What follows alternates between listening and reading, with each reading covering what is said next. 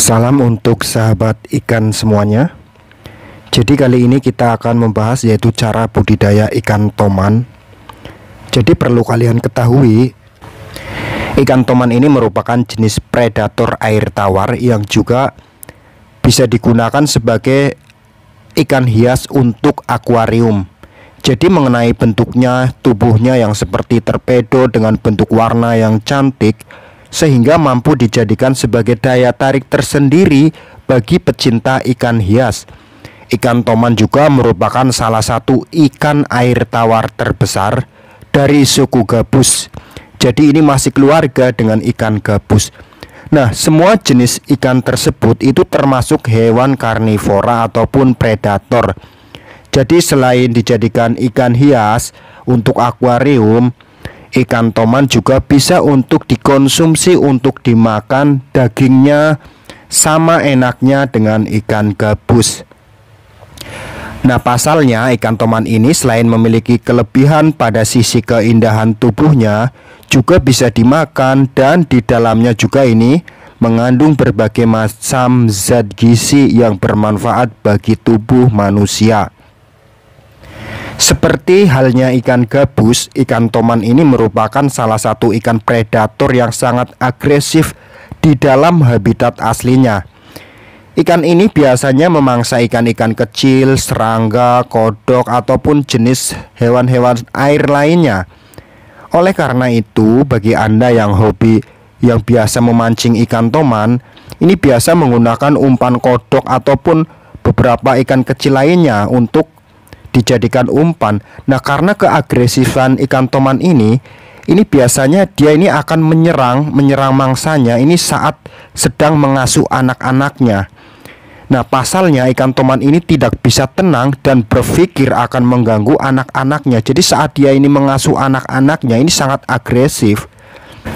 Selain itu, ikan toman ini juga memiliki insan yang dimiliki pada ikan toman ini memiliki paru-paru primitif yang menjadikan ikan ini mampu bertahan di saat berada pada kondisi air yang minim kadar oksigen. Bahkan ikan toman ini mampu berjalan di lumpur dalam kurung waktu yang relatif lama. Nah, maka ikan toman ini bisa juga disebut sebagai snakehead. Pasalnya ikan toman ini mirip dengan ular sanca dengan rahang yang kuat, serta gigi ikan toman ini yang tajam menjadikan senjata ampuh bagi ikan predator untuk menerkam mangsanya. Nah, kemudian untuk cara mengenai tempat budidaya yang digunakan untuk ikan toman ini terserah Anda. Pasalnya ikan toman ini bisa hidup di berbagai media dan juga tempat. Adapun tempat budidaya yang paling populer ini biasanya menggunakan media keramba, dengan alasan ikan toman lebih cepat besar di dalam keramba ataupun tempat alami daripada media terpal ataupun kolam beton. Kelemahan budidaya ikan toman di keramba adalah kerambanya hanya bisa dilakukan di pinggir sungai. Jadi dengan demikian budidaya ikan toman di keramba hanya bisa dilakukan oleh pembudidaya ikan yang dekat dengan sungai. Bagi yang tempat tinggalnya tidak dekat dengan sungai, tidak bisa menggunakan keramba. Meski demikian, Anda tidak perlu panik ketika rumah yang Anda tempati tidak dekat dengan sungai, karena Anda bisa juga menggunakan media terpal ataupun kolam beton. Misalnya lahan Anda itu sangat terbatas. Nah, budidaya ikan toman di akuarium juga bisa, tapi kalau untuk akuarium ya hanya alternatif saja untuk bagi Anda yang memang memiliki hobi ikan hias ataupun hanya untuk bisnis akuarium itu ya. Kalau untuk berternak dalam jumlah besar, maka ya disarankan menggunakan keramba, kemudian kolam beton, kemudian yang terakhir terpal. Itu pun terpal itu kalau sangat darurat ataupun memang keadaan lahan yang sangat sempit ataupun memang minim dengan modal ataupun keuangan ataupun hanya sekedar ingin uji coba, tidak masalah menggunakan terpal.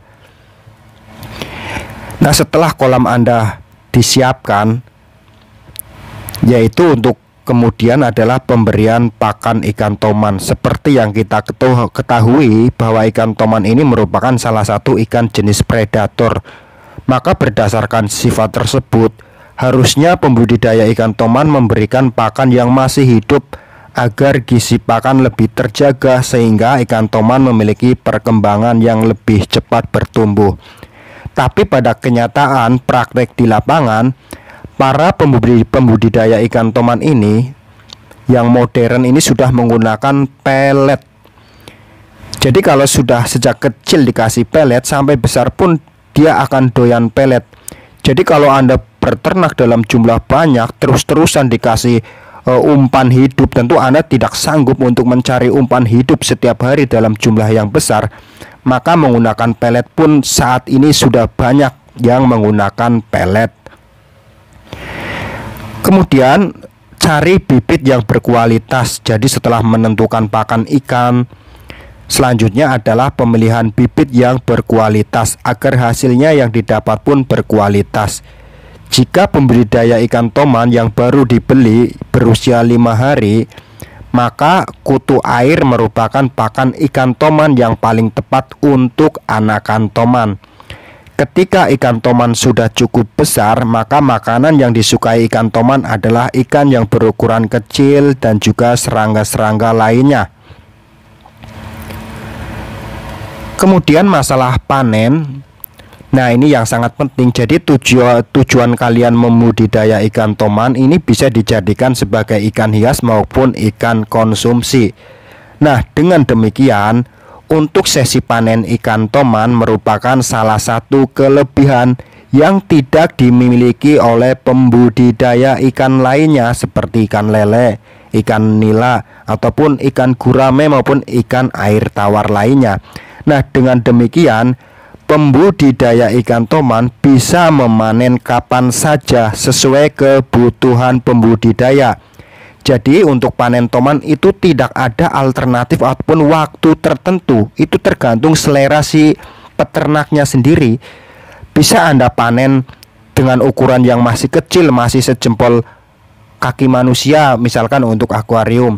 Bisa juga dipanen dengan ukuran lengan orang dewasa untuk dikonsumsi. Bisa juga dengan lebih besar lagi, dengan seukuran paha orang dewasa. Kadang kalau misalkan terlalu besar juga kadang bikin takut orang ya, karena ikan ini bisa seukuran anak kecil besarnya. Jadi kalau terlalu besar juga kadang orang malah takut. Maka sebaiknya kalau panen ya ukuran yang sedang-sedang saja. Nah, kemudian masalah manfaat ikan toman dan juga kerugiannya bagi manusia. Jadi ini ada manfaatnya juga ada kerugiannya.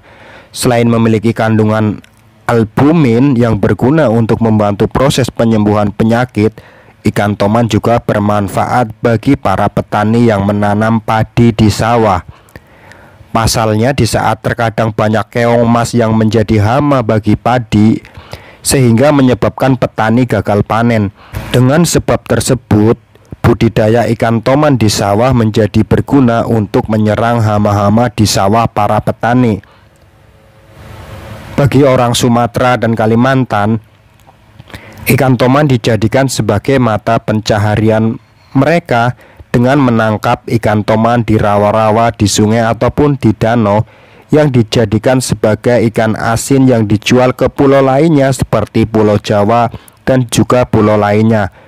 Sedangkan salah satu kerugian yang dimiliki adalah berbahaya ketika ikan toman masuk pada kolam ikan para petani.